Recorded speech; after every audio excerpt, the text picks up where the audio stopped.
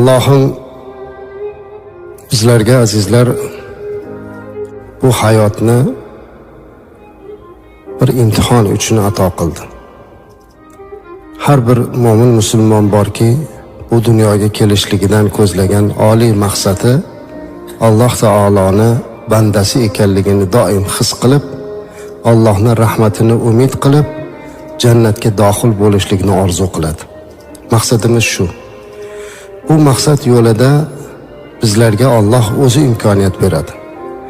Allohning mehribonchiligini qarangki azizlar, biz bir qadamimizni ham, bir nafasimizni ham Allohning irodasiz ola olmaymiz, bosa olmaymiz.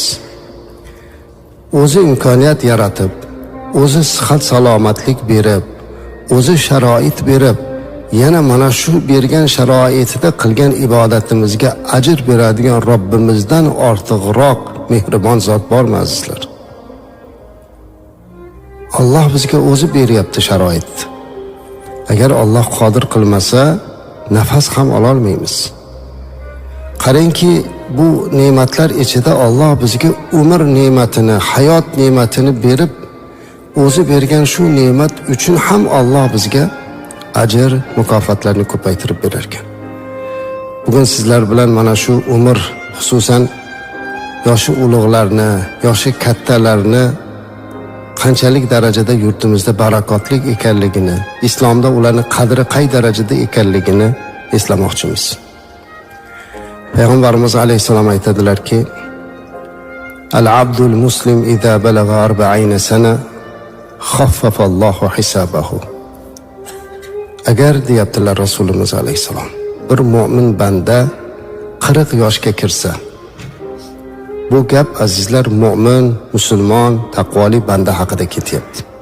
Khaffafa Allohu hisabahu dedilar Payg'ambarimiz alayhisalom. Shu bandani Alloh hisobini yengillashtirib qo'yar ekan. İchingizda 40 ga kirganlar bo'lsa, Allohga shukr aytishimiz kerakki, Alloh bizni hisobimizni yengillashtiryapti. Hali aytganimdek, o'zi umr beryapti va o'zi buni mukofotini ham beryapti. Va idza balagha 60 sana razaqahu Allohu inabata ilayhi. Agar 60 yoshga kirsa, Alloh uni inobatga rizqlantirib qo'yar ekan. Tavba qilishlikka, tariqat, yaxshi yo'lga yo'llab qo'yar ekan azizlar. 60 ga kirgan odamda o'z-o'zidan mana shunaqa to'g'ri yo'l, taqvo, muhabbat, go'zal bir axloqlar, ya'ni Rasulimiz alayhisolatu vasallamning tariqatlari u odamning qalbiga kira boshlar ekan.